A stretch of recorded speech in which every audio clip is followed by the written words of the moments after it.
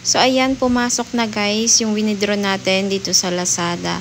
Sa video na to, ituturo ko sa inyo guys kung paano mag-withdraw ng inyong mga kinita dito sa Lazada Seller Center app. So to withdraw guys, i-click lang ang account statement and then i-click ang manage my balance and then i-click lang natin ang withdraw.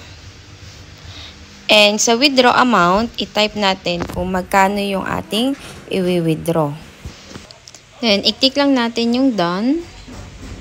And lalabas dito kung magkano yung transaction fee at kung magkano yung total amount na marireceive po natin. And then, click natin yung withdraw button. And then, may lalabas po dito, i-click natin ang confirm.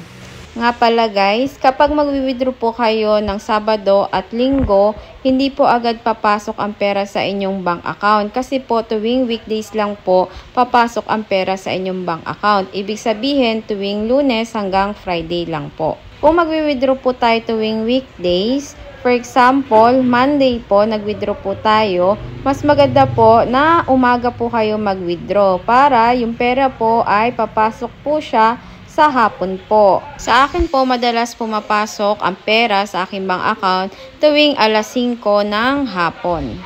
So, yun lang guys. I hope na may natutunan na naman kayo dito sa aking video. So, wag po natin kalimutang i-subscribe ang aking YouTube channel at i-follow ang aking Facebook account at Joyce Meseyas. So, thank you so much guys.